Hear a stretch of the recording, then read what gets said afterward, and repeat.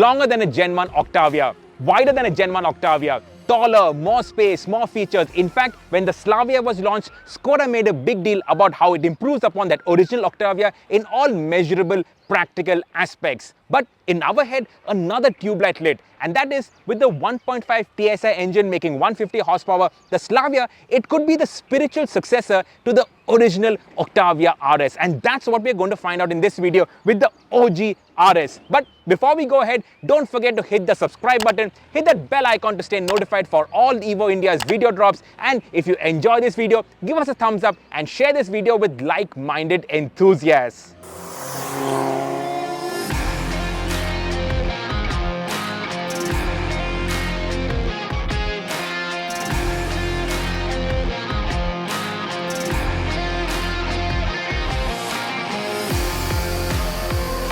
What we have here is the Slavia with the 1.5 TSI engine, makes 148 bhp, 250 Newton meters of torque, and it is available with both the DSG gearbox and the manual gearbox. Now, the Slavia, it has drawn visual inspiration from the original Octavia, especially in the flow of this rear, the C-pillar. It sort of evokes the notchback that the Octavia had, but this is not a notchback. The Octavia, this is a proper notchback. The Slavia, it's a regular opening boot which is designed to evoke memories of this. And the Octavia, man, it's built solid. It feels so heavy, so weighty, so German in its stance and in its weight of all the controls. On this Octavia RS, there were a lot of visual tweaks over the regular Octavia. So the boot spoiler, a fancy exhaust, bigger wheels. So this ran 16-inch wheels. Incidentally, the Slavia also has 16-inch wheels. These have been upgraded to 17s. The RS also had fancier bumpers, more sporty bumpers. It was lowered, so it gave it a better stance. And it also came in these loud colors like this yellow. It was a nice red also. It's been a while since I drove the RS. Can't wait to get going.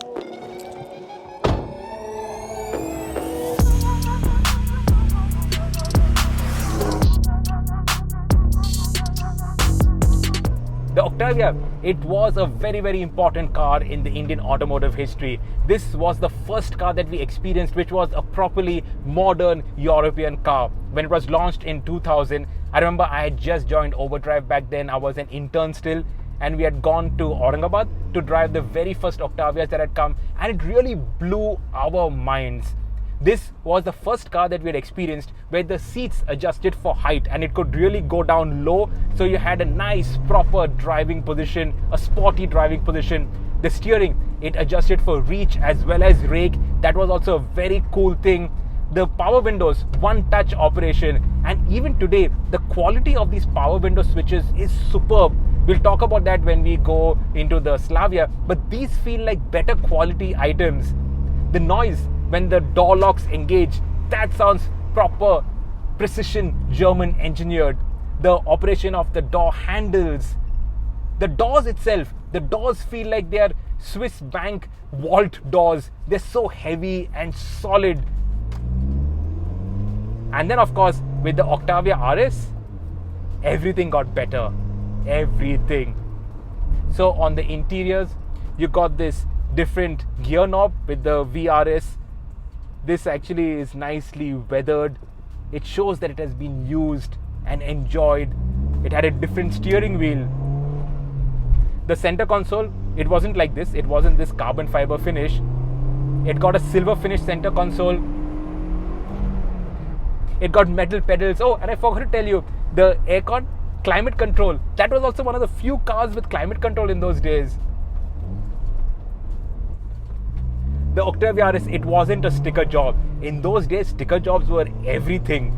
I remember on the Icon, Ford had put some stickers and they called it the Rally Sport. All that rubbish used to go on. But this was a proper fast car in the fact that this was India's first turbo petrol engine car. We had never experienced turbocharged petrol engines till then. In fact, turbocharged diesel engines were just coming in. And this car, oh, it moved. It really moved. 1.8 litre turbo petrol engine, 150 bhp, 250 Newton meters of torque, 16-inch wheels, lowered ride height, a 5-speed manual gearbox. Oh, this was the car to have. Until then, the Honda City VTEC was the car to have, but this came and blew the VTEC to the weeds. It was, of course, more expensive, but this built a cult fan following. It looked cool, it went hard and fast, and then tuners went mental with it.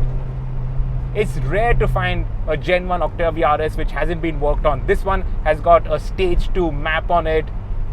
It's got strut braces, bigger 17-inch wheels. It came with 16-inch wheels, stiffened suspension. Everybody worked on the Octavia RS, and it was a car that actually encouraged you to work on.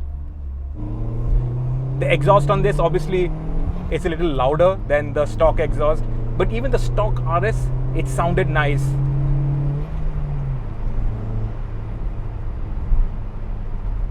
Even today, wow, what a car to drive this is. The steering, of course, by today's standard, it feels a bit heavy, but what that does is that it gives you a more planted feel. It makes you more connected with the car, makes the car more involving. In the city, it might be a bit of a hassle, but driving like this, when you're enjoying your drive, this is how you want steering to be. The brakes have a nice feel to it, nice bite, stops really well for a 16-year-old car. You normally expect the brakes to be quite shit, but actually no. The gear shift, nice sweet gear shift. You can heel toe, play around with it. So nice. And the beauty is that you can get these Gen 1 RSs for like 3 lakh rupees for a well-kept example with a tune on it. A proper N2 cutlet of a car. But of course, it's not a Japanese car, so you will have to know your mechanic on a first name basis, and you will be visiting him pretty often. But then, nothing in this world comes free, does it?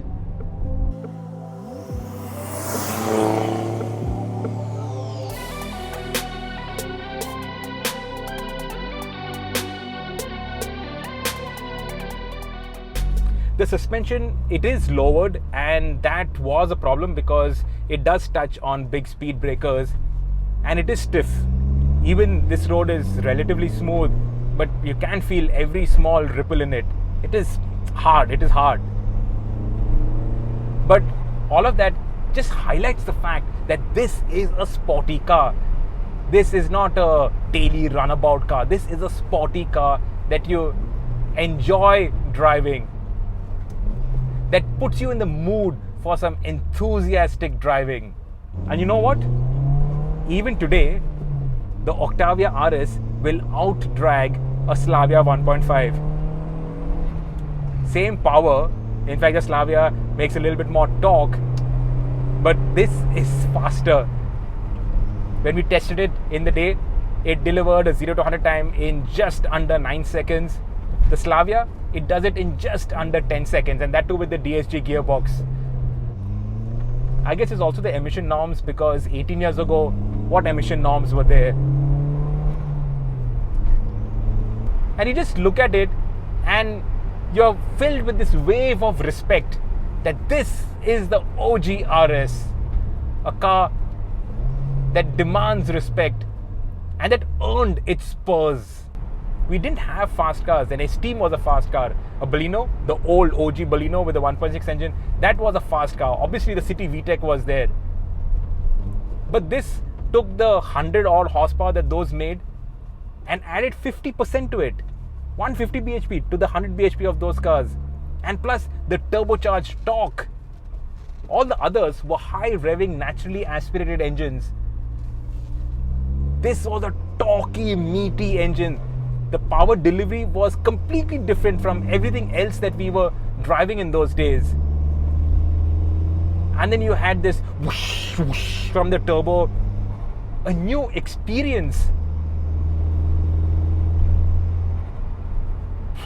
The phrase thrill of driving, it had yet to be coined in 2004 when the Octavia RS was launched.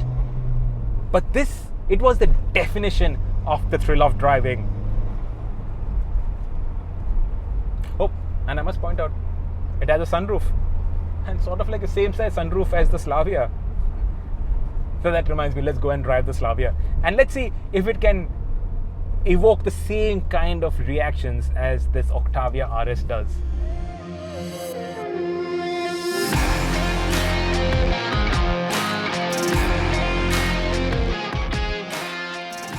Jump into the Slavia from the OG RS, and the first thing you notice is that you sit much higher. So the seats, it goes down, but not as much as you would want, not as much as in the Octavia.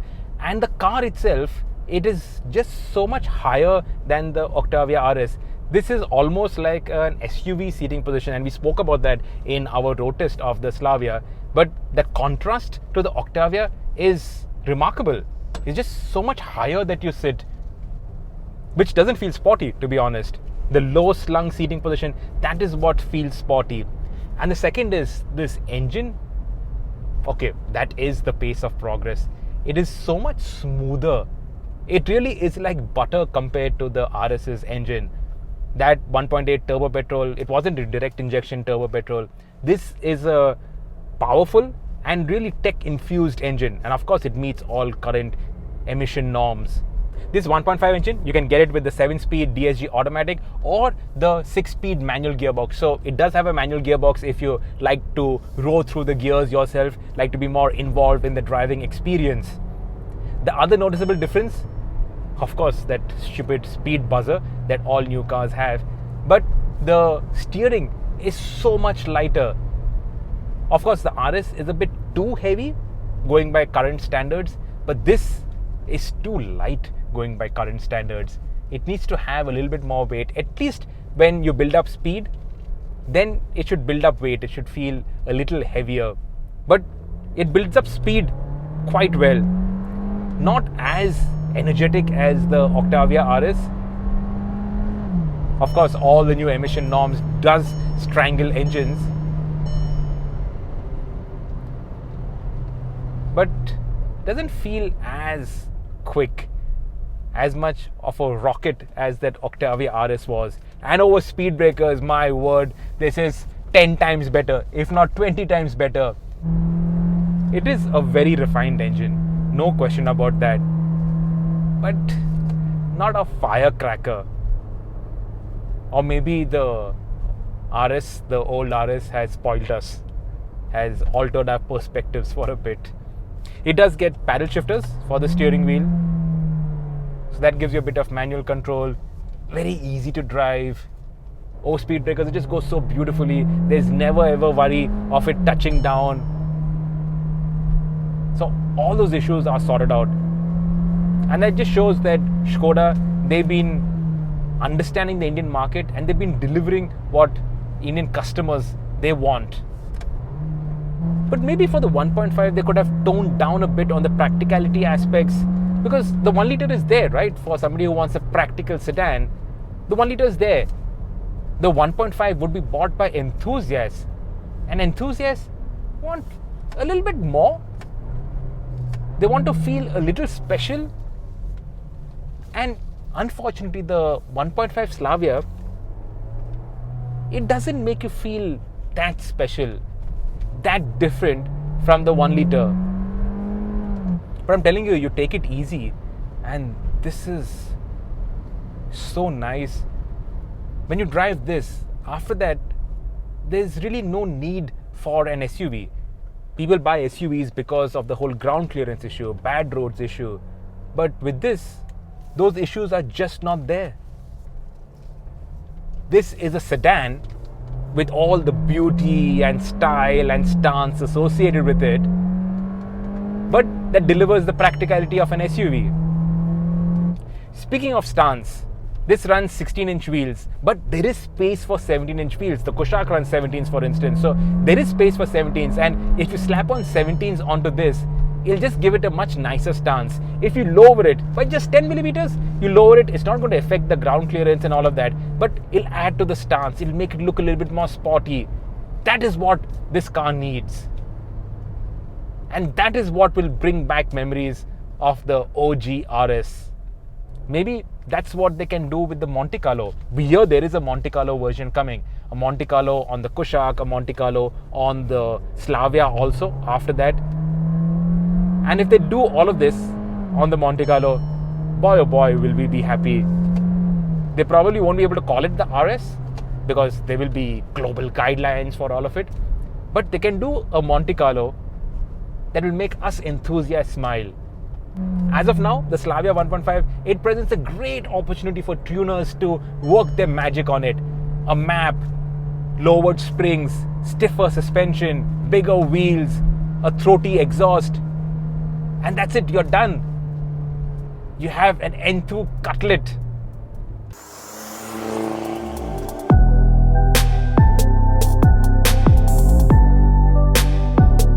So is the Slavia 1.5 the spiritual successor to the OG RS? Well, in this current shape and form, maybe not. One of the things is that the 1.5 Slavia looks no different from the 1 liter, and that is a big drawback. That's why not too many people are flocking towards it.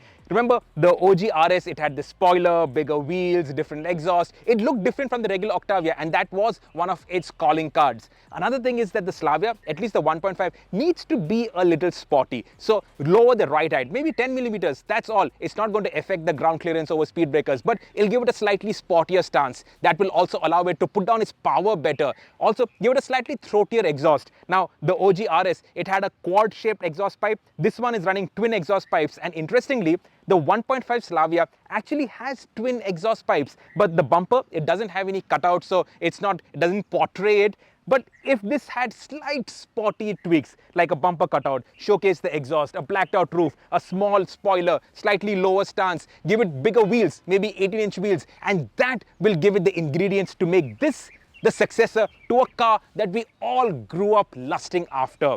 The ingredients are all there. It just needs Skoda to add some masala to it.